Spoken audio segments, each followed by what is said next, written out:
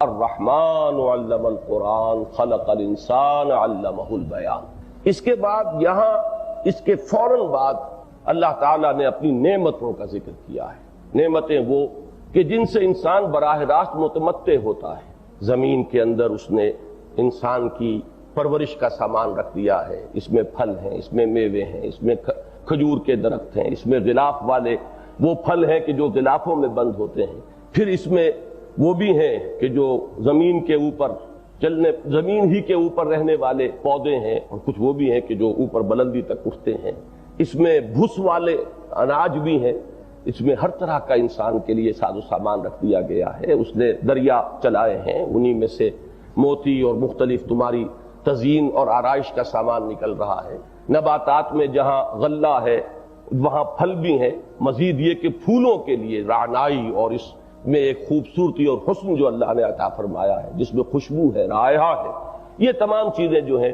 آپ دیکھیں گے اس ترتیب میں کہ سورہ واقعہ کے دوسرے رکوع کے آخر میں یہی چیزیں آئیں۔ اسلوب بدلا ہوا ملے گا، یہاں بیانیہ انداز ہے، اللہ نے یہ کیا، اللہ نے یہ کیا، اللہ نے یہ کیا، والارض وضعها للانام، اللہ نے یہ کیا، اس میں یہ کچھ پیدا کیا، مرج البحرین یلتقیان، اللہ نے یہ کیا۔ وہاں سوالیہ انداز ہے، تم نے دیکھا پانی کو جو تم پیتے ہو، کیا تم اسے اتارتے ہو بادلوں سے یا ہم اتارتے ہیں؟ تم نے دیکھا یہ نباتات جو پیدا ہو رہی ہیں، ما تحرسون، یہ تو تم کاشت کرتے ہو، اس کے کاشت کرنے والے ہم ہیں کہ تم ہو؟ پالتا ہے بیج کو مٹی کی تاریکی میں کون؟ علامہ اقبال کی مشہور جو نظم ہے وہ در حقیقت اس کا اسلوب یہی سے ماخوذ ہے۔ انتم تزرعونھا ام نحن الزارعون، تم اسے پروان چڑھاتے ہو اور پالتے ہو یا ہم اس کے پروان چڑھانے والے ہیں، اس کو کاشت کرنے والے ہم ہیں۔ تم دیکھتے ہو وہ پانی جو تم پیتے ہو، تم نے اتارا یا ہم نے اتارا؟ پھر یہ درخت، یہ آگ جو تم حاصل کرتے ہو، اس کا درخت ہم نے اگایا کہ تم نے اگایا؟ تو وہی نعمتوں کا ذکر، اور نعمتیں بھی وہ کہ جن سے انسان براہ راست متمتع ہوتا ہے، جس سے اس کی بنیادی احتیاجات وابستہ ہیں۔ نعمتیں تو بے شمار ہیں اللہ کی، ان تعدوا نعمت اللہ لا تحصوها، تم اگر شمار کرنا چاہو تو اس کا احصاء نہیں کر سکو گے۔ لیکن وہ نعمتیں کہ جن براہ راست استفادے والی نعمتیں ہیں، سورہ رحمان کے شروع میں اور سورہ واقعہ کے پھر اختتام پر، یعنی جو ترتیب یہاں سے چل رہی ہے شروع سے آخر کی طرف، وہ ترتیب وہاں پر آخر سے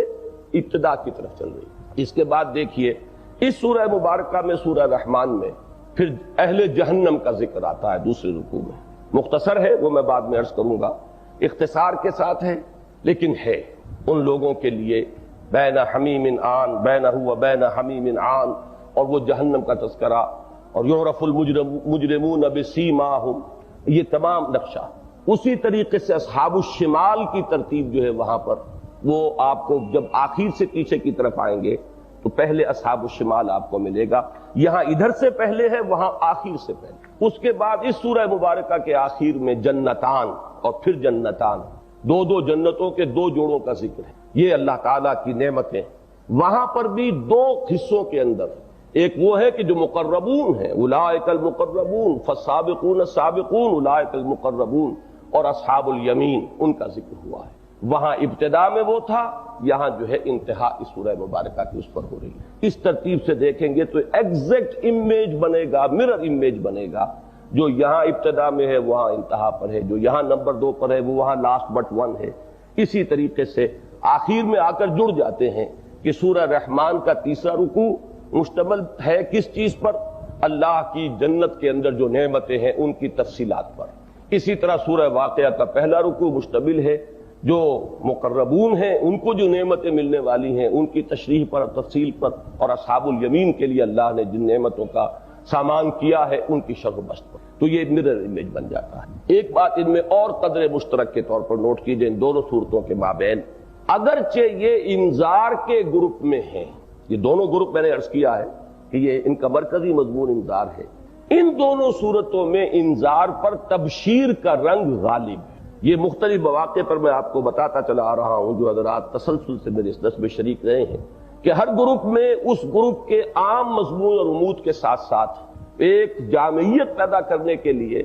دوسرا رنگ بھی کہیں نہ کہیں لا کر شامل کر دیا جاتا، تاکہ بالکل یک رخ انداز نہ بن جائے، وہاں بھی لوکل مونوٹنی نہ ہو جائے کہ اس جگہ پر جو ہے وہ بہت ہی یکسانیت اور یک رنگی ہو۔ بلکہ ایک بالقلمونی کا انداز ہو، رنگا رنگی ہو، جس میں کہ انسان کو فطری طور پر دلچسپی جو ہے ہوتی ہے اور اس کی دلچسپی برقرار رہتی ہے۔ ان دو صورتوں میں آپ دیکھیں گے کہ انذار پر تبشیر کا رنگ والی، اس لیے کہ جنت کی نعمتوں کا جس تفصیل سے یہاں ذکر ہے، سورہ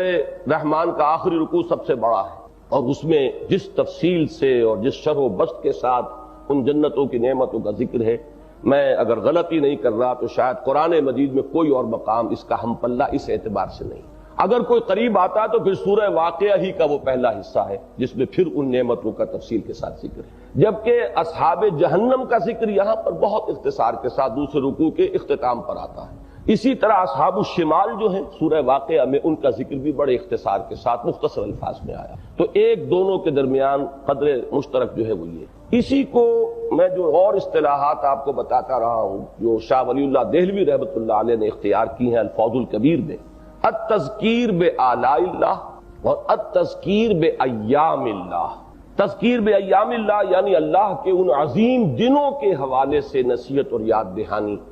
جن میں قوموں کی ہلاکت کے واقعات رونما ہوئے، پوری پوری قوموں کو ختم کر دیا گیا۔ ذکرہم بایام اللہ،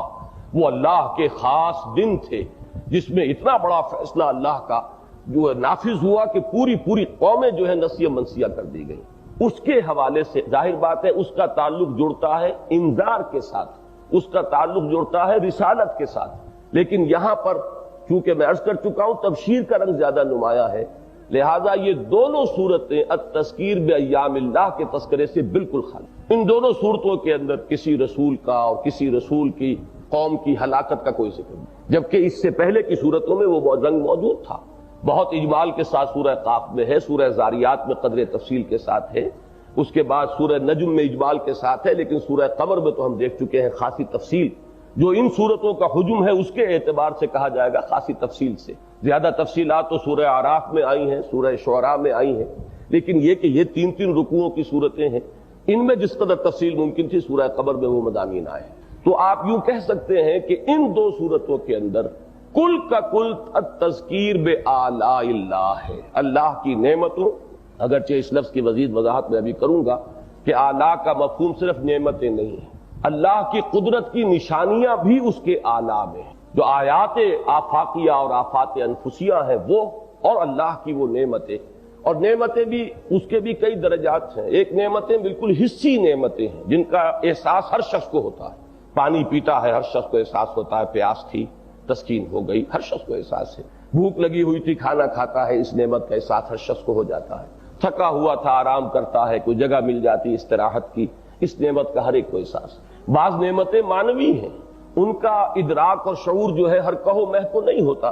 اس کے لیے ذرا انسان کے حس کا بیدار ہونا ضروری ہے۔ اسی طریقے سے اور نہایت لطیف نعمتیں ہیں اللہ کی جن کا احساس و شعور کرنے کے لیے اس حس کا بہت تیز ہونا ضروری ہے، لیکن یہ کہ بہرحال نعمتوں کے بھی درجات ہیں، اور پھر اللہ تعالیٰ کی ایک ہی چیز اصل میں ہوتی ہے کہ جو ایک پہلو سے اس کی قدرت کی نشانی ہے، ایک پہلو سے اس کی ربوبیت کی نشانی ہے۔ سورج اور چاند ایک طرف اللہ کی قدرت کا مظہر ہے، خالق ہے سورج کا اور چاند کا، وہ ہستی کے جو ان کو جکڑے ہوئے ہے قانون کے اندر، یہ اللہ کی قدرت، اس کی عظمت، اس کی کبریائی کی نشانیاں، انہی سے ہمارا نظام ربوبیت وابستہ ہے۔ یہی سورج کی گرمی ہے جو ہماری فصلوں کو پالتی ہے، پروان چڑھاتی ہے، پکاتی ہے، یہی ہواؤں کا نظام اسی سورج کی وجہ سے، اس کی حرارت کی وجہ سے ہے کہ ہوائیں چلتی ہیں اور بارش کا نظام ہے۔ یہ پہلو اس میں ربوبیت کا ہے۔ ربوبیت کے ادراک و شعور کے نتیجے میں جذبہ شکر ابھرنا چاہیے، اور اللہ تعالیٰ کی قدرت کی نشانیوں کے مطالعے اور مشاہدے سے اس کی عظمت کا نقش قلب پر قائم ہوگا۔ جب عظمت کا نقش قائم ہوگا تو جھکاؤ ہوگا، وہی کہ جو رکوع اور سجود انسان کا مانن اور ظاہراً اللہ کے سامنے جھکتے چلے جانا، اس جھکنے کی اولین منزل رکوع ہے، اور اس کی آخری اور تکمیلی جو کیفیت ہے وہ سجدہ ہے۔ اسی لیے حدیث میں آیا کہ اقرب ما یکون العبد الی اللہ فی السجود، قریب ترین جو بندہ ہوتا ہے اللہ کے سجدے میں ہوتا ہے۔ تو اعلیٰ کے لفظ کو ذرا اس وسعت کے ساتھ ذہن میں رکھیے کہ اس میں نعمتوں کا پہلو بھی ہے، کہیں اللہ کی قدرت کی نشانی کا اظہار ہے، کہیں پر اللہ تعالیٰ کی کسی خاص شان کو بیان کیا جا رہا ہے، لیکن یہ ہے کہ ہے تذکیر بآلاء اللہ۔ سورہ رحمان میں یہ بہت زیادہ نمایاں ہے، اس میں تو بار بار 31 مرتبہ دہرا کر وہ آیت آ رہی ہے کہ فَبِأَيِّ آلَاءِ رَبِّكُمَا تُكَذِّبَانِ، اس پہلو سے اگرچہ تذکیر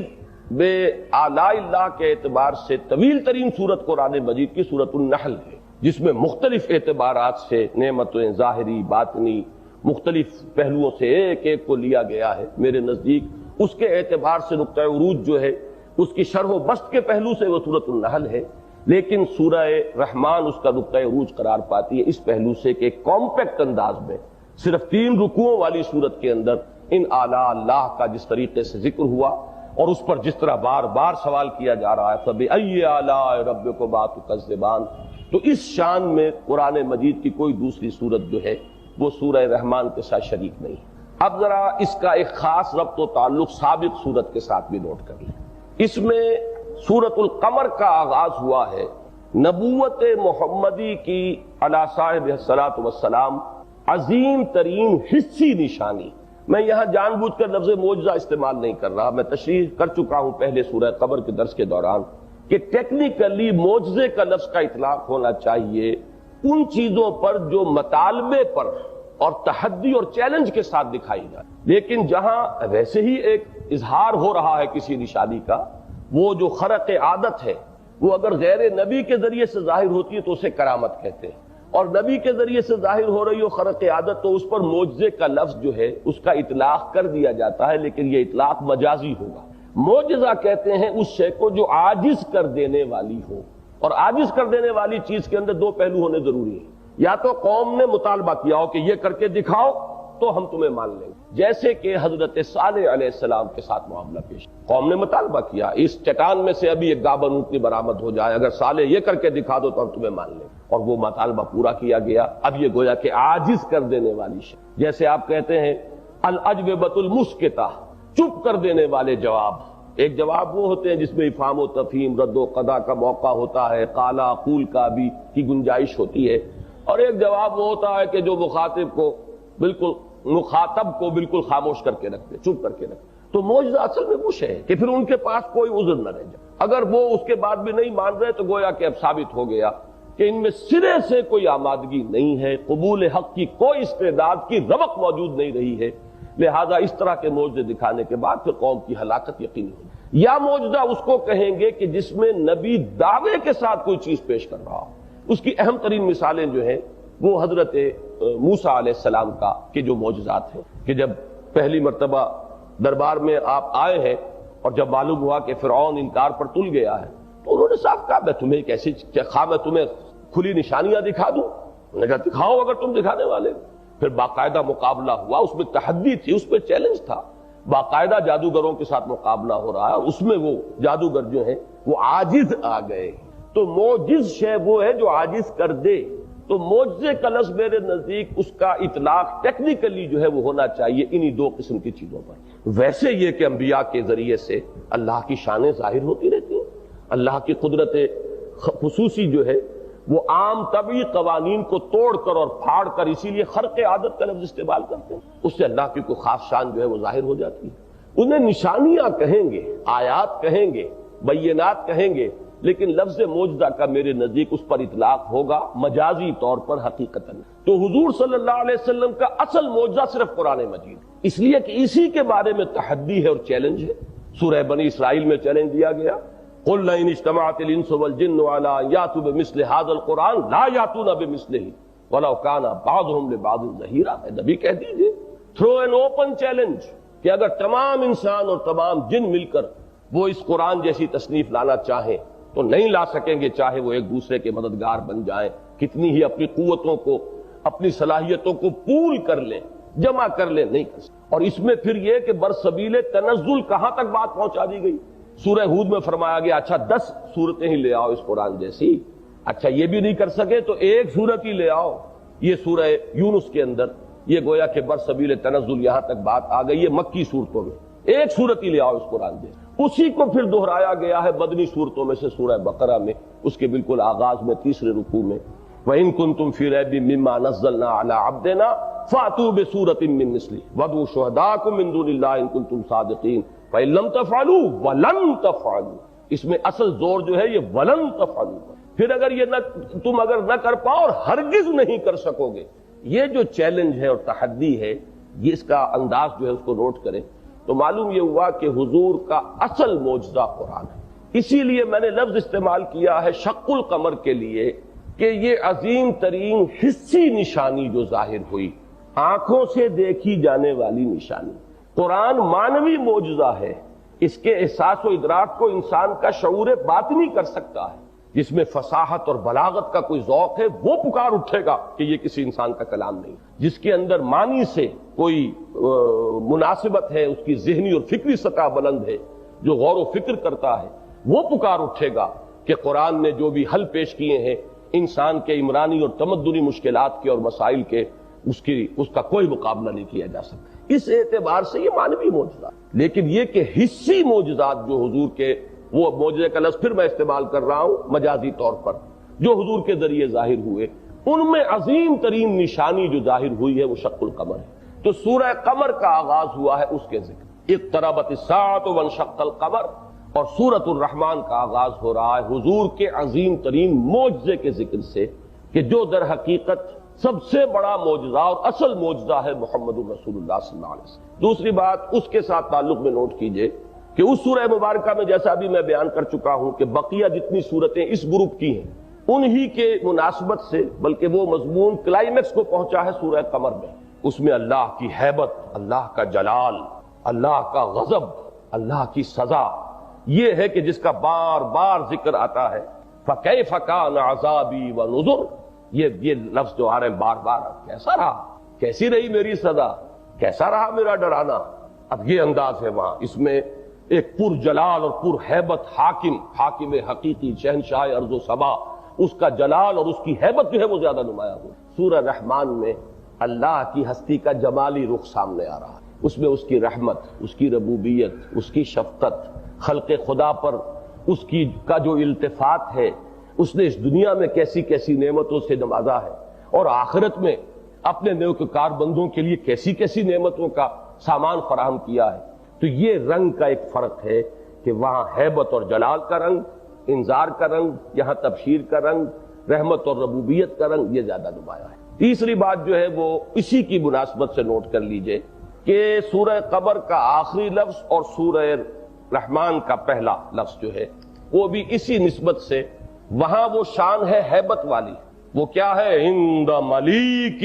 مقتدر، یہ اللہ کی شان ہے، بادشاہ ہے، صاحب قدرت ہے، فعال لما یرید ہے، جو چاہے کر گزرنے والا ہے، اس کے فیصلوں کے آڑے آنے والا کوئی نہیں ہے۔ گویا کہ یہیں پر یہ چیز بھی مندرج ہے کہ من ذا الذی یشفع عندہ الا باذنہ، کون ہے جو اس کے ہاں اس کی اجازت کے بغیر شفاعت کے لیے زبان تک کھول سکے۔ اب یہ شان عند ملیک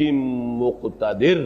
یہ ہے وہ رنگ ہیبت والا، جلال والا، اور الرحمن یہ ہے اللہ کی وہ جمالی شان کہیے جس میں رحمت کا وہ نقشہ سامنے آتا ہے کہ جیسے ایک ٹھاٹھے مارتا ہوا سمندر، رحمت کی ایک ہیجانی اور طوفانی کیفیت وہ ہے کہ جس سے اس سورہ مبارکہ کا آغاز ہو رہا ہے۔ تو یہ چند باتیں میں نے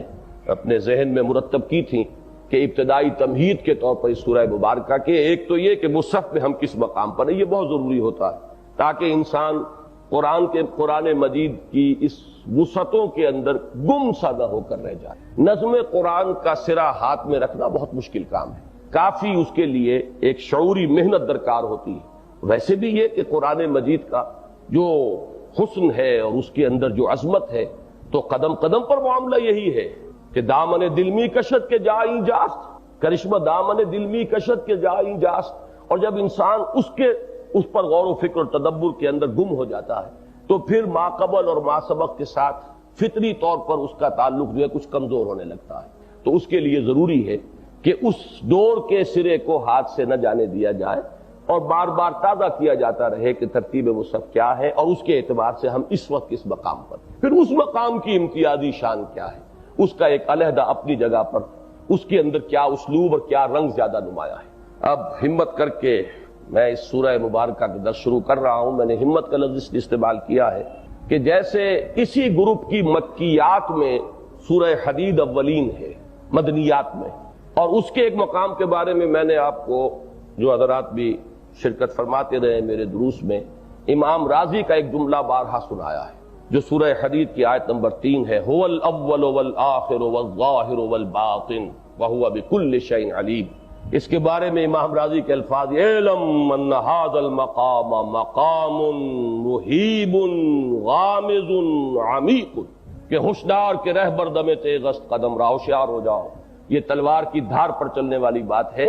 اب تمہارے قدم تلوار کی دھار پر آ گئے، ذرا ادھر ہوئے کفر اور زندقہ ہے، ذرا ادھر ہو گئے الحاد ہو جائے گا. تو توحید کی وہ ایک ایسی تعبیر ہے، ذات و صفات باری تعالیٰ کا وہ نازک مقام ہے کہ اس سے آسانی سے گزر جانا آسان کام نہیں. یہی بات ہے جس کو انہوں نے کہا. اسی طرح اس سورہ مبارکہ میں، یہ میں ان تمام صورتوں کے مشترک وصف کی حیثیت سے پہلے بیان کرتا رہا ہوں، آج وہ بات پھر رہ گئی تھی تو اب دوبارہ اس میں اضافہ کر لیجئے. فصاحت اور بلاغت اور ادبیت، اور اس میں خاص طور پر ظاہری پہلو، محاسن ظاہری. محاسن ایک تو یہ عبارت کا معنوی جو ہے پہلو، معنوی حسن، اس کے مفہوم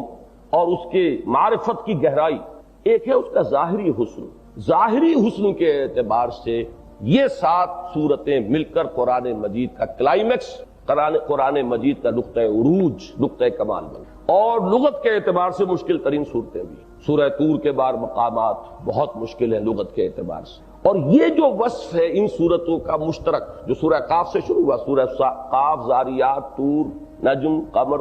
اور پھر رحمان اور واقعہ، ان سب کے اندر یہ قدر مشترک ہے. ان میں یہ وصف جو ہے سب سے زیادہ جو ہے نمایاں وہ اس سورہ مبارکہ. ظاہری حسن کے 2 پہلو ہوتے ہیں، اس کو بھی نوٹ کر لیجئے. ایک تو الفاظ خوشنما ہو، خوبصورت ہو، ظاہری حسن اس میں نمایاں ہو. دوسرے یہ کہ اس میں صوتی آہنگ ہو، وہ ڈیوائن میوزک جسے میں کہا کرتا ہوں. اس قرآن کے اندر ایک ملکوتی غنا ہے، اس میں ڈیوائن میوزک ہے. وہ ڈیوائن میوزک بھی اس سورہ مبارکہ میں اپنے کلائمیکس پر ہے. ظاہری حسن کے اعتبار سے جو مقام اس سورہ رحمان کا ہے پورے قرآن میں، اسی کو ظاہر کیا ہے حضور صلی اللہ علیہ وسلم نے اپنے ان الفاظ مبارکہ میں. میں نے آج کوشش کی تھی کہ میں اس کا حوالہ کہیں تلاش کر لوں، لیکن مجھے اتنا وقت نہیں ملا ہے. میں نے یہ قول حضور صلی اللہ علیہ وسلم کا پڑھا ہے، اس وقت میں بغیر حوالے کے درج کر رہا ہوں. او کما قالا اس کے ساتھ عرض کر دوں گا. حضور کے الفاظ جو مجھے یاد ہیں وہ یہ ہیں کہ سورۃ الرحمن عروس القرآن، سورہ رحمان قرآن مجید کی دلہن ہے. جیسے دلہن کو اس کا بناؤ سنگھار کیا جاتا ہے، اس سے زرق برق لباس پہنایا جاتا ہے، اس کو زیور پہنائے جاتے ہیں، اس کے اس حسن ظاہری کو کوشش کی جاتی ہے کہ اس کو اس وقت جو ہے عروسی کے موقع پر اسے اس کے نقطہ کمال پر پہنچا دیا. جو بھی جتن کیے جا سکتے ہوں اس کے بناؤ سنگھار کے وہ پورے کر دیے. تو عروس القرآن کا لفظ حضور صلی اللہ علیہ وسلم سے مروی ہے، او کما قال صلی اللہ علیہ وسلم، اس سورہ مبارکہ کے بارے میں. اور اسی پہلو سے اس میں لغت کی مشکلات بھی بہت ہیں. اس اعتبار سے میں کہتا ہوں کہ مجھے کافی ہمت کر کے یہ جو ہے آغاز کر رہا ہوں میں، ورنہ میں واقعتاً اپنے دل میں ایک خوف محسوس کرتا ہوں کہ میں اس کی جو لغت کی پیچیدگیاں ہیں اور مشکلات ہیں ان کو حل کرنے کی صلاحیت نہیں رکھتا.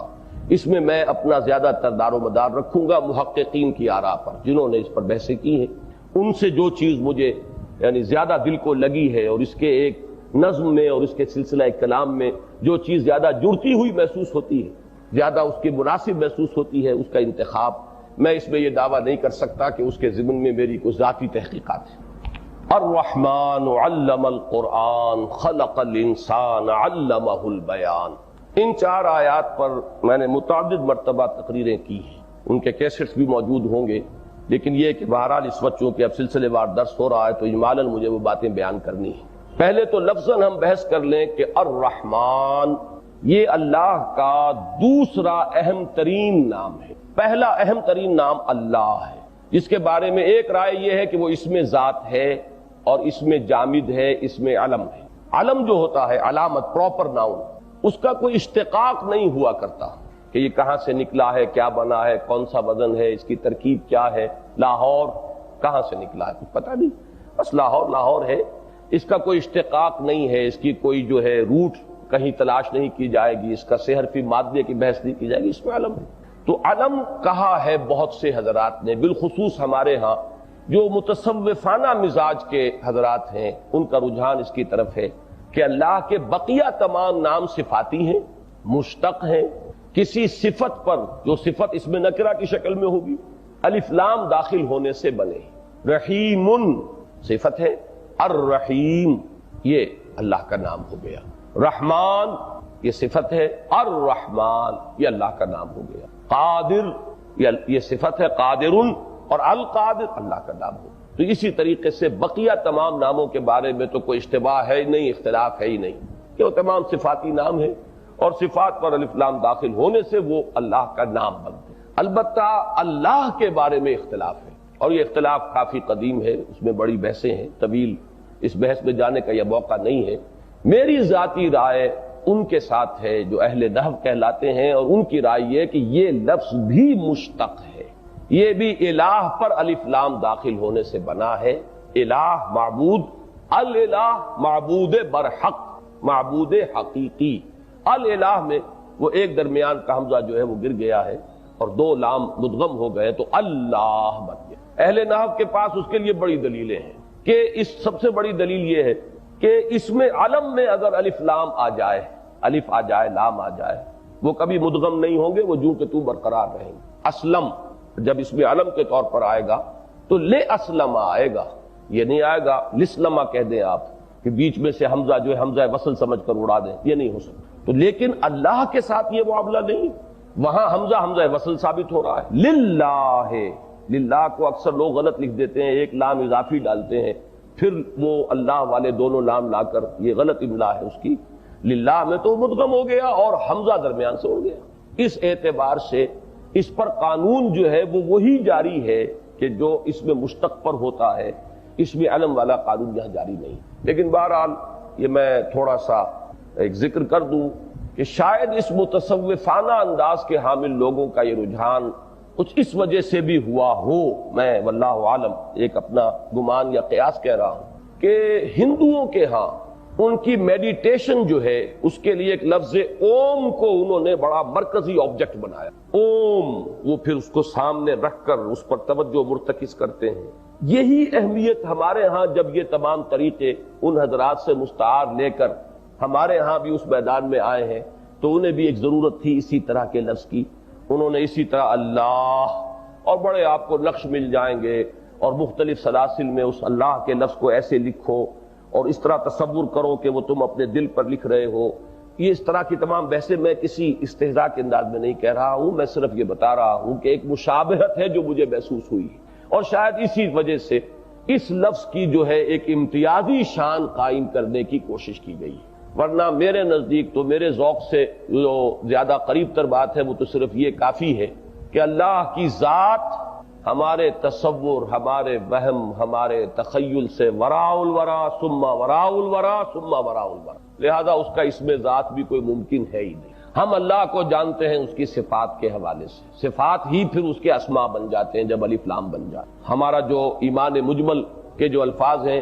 وہ بھی اسی پر دلالت کرتے ہیں کہ آمنت باللہ کما ہوا باسمائہ و صفاتہ۔ اس کی بحث میں بڑی تفصیل سے بارہا کر چکا ہوں کہ کل معرفت رب جو ہے جو ہمارے لیے ممکن ہے ود ان اور ریچ جو ہے وہ اسماء و صفات کے حوالے سے، اس میں بھی کوالٹیٹیو ایسپیکٹ اس کا ہماری گرفت میں آ سکتا ہے، کوانٹیٹیو نہیں آ سکتا۔ اللہ قدیر ہے، کتنا قدیر ہے ہم کہاں سمجھیں گے کتنا قدیر ہے؟ ہمارا ذہن اتنا سا، سونار کسی ترازو لے کر ہم بیٹھے ہوئے ہوں، ماشے تولے کے باٹ ہمارے پاس، اس میں ٹنوں کو کیسے تولیں گے؟ ناممکن ہے۔ اللہ کی ان صفات کا بھی صرف یہ کہ ہم ایک اندازہ کر سکتے ہیں، قادر ہے، لیکن کتنا قادر ہے اس کا کوئی تصور ممکن ہی نہیں۔ اسی لیے ہمارے پاس جو جائے پناہ ہے وہ لفظ کل ہے، ہوا علی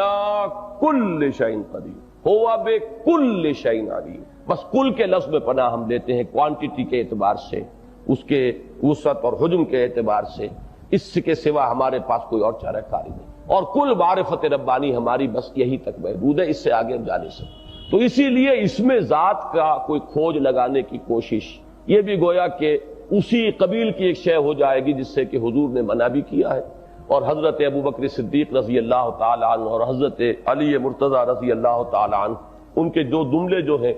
دو جملے جنہوں نے شعر کی شکل اختیار کر لی ہے، وہ میں سمجھتا ہوں کہ اس میں حرف آخر ہے۔ تو حضرت ابوبکر رضی اللہ تعالی عنہ کا قول یہ ہے، العجز عن درک الذات ادراک، اللہ کی ذات کے ادراک سے عاجز آ جانا ہی ادراک ہے۔ معلومم شد کہ ہیچ معلوم نہ شد، یہ معلوم ہو جائے کہ مجھے کچھ معلوم نہیں، بس یہی کل علم ہے جو یہاں حاصل ہوئی، اس میدان میں اس کے سوا اور آپ کی رسائی کہیں نہیں۔ حضرت علی نے اس پر گرا لگائی ہے، والبحث عن کنہ الذات اشراک، اللہ کی ذات میں کھود کرید کرو گے تو شرک کے رستے پر پڑ جاؤ گے۔ تم اپنے ذہن میں کوئی نہ کوئی خدا تراش لو گے، کوئی نہ کوئی تصور کرو گے، کوئی تخیل تمہارا جو ہے گھڑ لے گا، نی تراشد فکر ماں ہر دم خدا بندے دیگر، اور یہ تمہارا اپنے ذہن کا تراشیدہ خدا ہوگا، خدا تو نہیں ہے وہ۔ معلوم ہوا جو تم نے نقشہ بنایا، تم نے شرک کی بنیاد جو ہے قائم کر دی۔ تو والبحث عن کنہ الذات اشراک، تو میرا چونکہ ذوق یہی ہے لہذا میں اس میں ذات کی بحث میں نہیں پڑتا، میری رائے یہی ہے کہ اللہ کا کہ تمام اسماء اس میں صفات ہیں، صفاتی نام ہے، لیکن اہم ترین ہم کیوں کہتے ہیں اللہ کو؟ معروف ترین ہے، قدیم زمانے سے چلا آ رہا ہے، عبرانی میں بھی لفظ ایل اسی معنی میں تھا، پھر یہ کہ لا ہما اور اللہ ہما کے الفاظ عرب کے اندر عام تھے، سب سے زیادہ اللہ کا لفظ جو ہے ان کے ہاں معروف تھا۔ قرآن مجید بار بار کہتا ہے کہ اے نبی اگر آپ ان سے پوچھیں گے من خلق السماوات والارض لیقولن اللہ، فوراً پکار اٹھیں گے بلا کسی جھجک کے، اللہ نے پیدا کیا۔ تو اللہ ان کا معروف ترین نام تھا۔ رحمان پر انہیں کچھ اشتباہ ہوا تھا، اس سے بعض حضرات کی رائے تو یہ بنی ہے کہ شاید رحمان کا لفظ ان کے ہاں معروف ہی نہیں تھا۔ میری رائے یہ نہیں ہے، اس لیے کہ آپ کو یہ نام جو ہے لوگوں کے مل جاتے، عبد الرحمن ابن عوف نام تو ان کے والدین کا رکھا ہوا ہے، دور جاہلیت سے چلا آ رہا ہے۔ حضرت ابو بکر کے بیٹے عبد الرحمن ابن ابی بکر جو کہ غزوہ بدر تک پہنچ گئے ہیں کفار کے ساتھ ہی، تو یقیناً رحمان کا لفظ عرب میں معروف تھا، لیکن ایسے محسوس ہوتا ہے کہ یا تو یہ ہے کہ وہ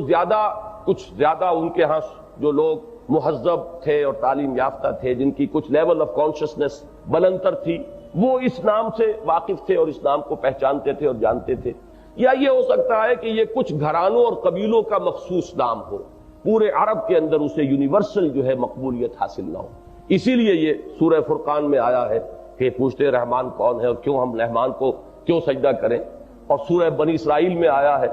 کہ قل ادعوا اللہ او ادعوا الرحمن ایما تدعوا فلہ الاسماء الحسنی۔ وہاں بھی معلوم ہوتا ہے کہ مد مقابل اگر کسی درجے میں اللہ کے نام کے ساتھ کوئی دوسرا نام آتا ہے تو وہ رحمان ہی ہے۔ اسی کا ہمیں ثبوت ملتا ہے کہ قرآن مجید میں بھی سورہ فاتحہ میں بھی اللہ کے لفظ کے ساتھ پھر فوراً متصل رحمان کا لفظ آیا ہے۔ بسم اللہ آیت جو ہے،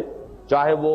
سورہ نمل میں درمیان میں آئی ہے انہ من سلیمان و انہ بسم اللہ الرحمن الرحیم، تو اللہ کے ساتھ متصل جو نام ہے وہ وہاں پر رحمان ہی ہے، اور پھر یہ کہ قرآن مجید میں 113 مرتبہ سورتوں کے شروع میں درج ہے، اس میں اختلاف ہے کہ آیا انہیں شمار کیا جائے گا ہر مرتبہ قرآن کی صورت یا نہیں کیا جائے گا، لیکن مصحف میں تو ریپیٹ ہوا ہے۔ اس اعتبار سے اللہ کے جملہ ناموں میں اہم ترین نمایاں ترین نام دو ہی ہوئے، اللہ اور رحمان۔ اس سورہ مبارکہ کا آغاز ہو رہا ہے الرحمن سے۔ اس میں ایک رائے تو یہ ہے کہ یہ خبر ہے، مبتدا یہاں پر محذوف ہے، هو الرحمن، اور دوسری رائے جو میرے نزدیک زیادہ قریب قیاس ہے، الرحمن یہ در حقیقت مبتدا سمجھیے اسے یا فاعل سمجھیے، علم القرآن، اس نے قرآن سکھایا۔ جملہ مکمل جو ہوگا ان دو آیتوں پر مشتمل ہوگا، الرحمن علم القرآن، رحمان مبتدا، علم القرآن اس کی خبر ہے۔ اب یہاں خاص طور پر جو چیز بیان کرنے کی ہے، سمجھنے کی ہے، وہ رحمان کا مفہوم ہے اور رحیم کے ساتھ اس کی کیا نسبت ہے۔ یہ ہمارے مفسرین کے محبوب مسائل میں سے ہے جن پر ہر ایک نے اپنے اپنے ذوق کے مطابق اس کی کوئی نہ کوئی توجیہ بیان کی ہے، اس لیے کہ اللہ کے ناموں میں سے یہ دو نام ایسے ہیں کہ جو ایک ہی مادے سے مشتق ہے۔ رحمت ہی مادہ ہے رحمان کا بھی اور رحیم کا بھی، ایک ہی مادے سے دو ناموں کا مشتق ہونا اول تو دلالت کرتا ہے کہ سبقت رحمتی علی غضبی، معلوم ہوا کہ اللہ کی صفات میں رحمت کی صفت جو ہے غالب ہے اس کی دوسری صفات پر، یہ نمایاں ترین وصف ہے اللہ تعالیٰ کا، یہ اہم ترین صفت ہے اللہ تعالیٰ کی۔ لیکن ان میں یہ کہ فرق کیا ہے، اس میں ایک رائے جس پر کہ ہمارے اکثر مفسرین جو ہیں وہ تقریباً معلوم ہوتا ہے کہ ان کا اجماع ہے، وہ رحمان کو دنیا کے ساتھ متعلق کرتے ہیں اور رحیم کو آخرت کے ساتھ، رحمان الدنیا و رحیم الآخرہ۔ وجہ کیا ہے؟ وجہ وہی ہے جو میں بعد میں بیان کروں گا اس رائے کے ضمن میں کہ جو مجھے بہتر معلوم ہوئی اور جسے میں قبول کرتا ہوں، اور وہ یہ ہے کہ مولانا امین احسن اصلاحی صاحب کی یہ تشریح ہے کہ فعلان کے وزن پر جو صفات آتی ہیں ان میں اس صفت کی ایک ہیجانی اور طوفانی کیفیت، وہ کیفیت مشتعل ہے، طوفانی انداز کی۔ انا جوعان، معلوم ہوگا کہ میں بھوک سے مرا جا رہا ہوں۔ بھوک کی شدت یہ ہے کہ جس کو عطشان، کہ جو پیاس سے مرا جا رہا ہوں۔ ایک تو یہ کہ پیاس لگی ہوئی ہے لیکن آپ جھیل رہے ہیں، احساس آتا ہے ہونا چاہیے تھا، پانی نہیں ہے، چلیے کوئی بات نہیں۔ ایک یہ ہے کہ اب اس آخری درجے کو وہ پیاس پہنچ گئی ہے کہ اب ناقابل برداشت ہو رہی ہے، عطشان۔ اسی طرح غضبان، حضرت موسیٰ کے لیے یہ لفظ آیا ہے، رجع الی قومہ غضبان آصفا، انتہائی غضبناک ہو کر جب انہیں یہ معلوم ہوا کہ میری قوم جو ہے وہ تو بچڑے کی پرستش میں مبتلا ہو گئی ہے۔ تو جلالی شان تو حضرت موسیٰ کی تھی، ان کا مزاج جلالی تھا، تو جو غضبناکی کی جو صورتحال اس وقت ہوگی اس کے لیے لفظ غضبان آیا۔ اچھا، یہ الفاظ جو ہے طوفان اور ہیجان، یہ بھی در حقیقت اسی وزن پر ہے اور اسی مفہوم کو لے کر، ہیجانی کیفیت، یہ ہیجان جو ہے تو اللہ تعالیٰ کی صفت رحمت کی ایک شان، جس کے لیے تشبیہ جو ہے اگر مادی عالم سے ہم لیں گے جیسے سمندر ٹھاٹھے مارتا ہوا سمندر، یہ ہے ایک کیفیت اللہ کی صفت رحمت کی جو لفظ رحمان میں سامنے ہے۔ فعیل کے وزن پر جو صفات آتی ہیں اس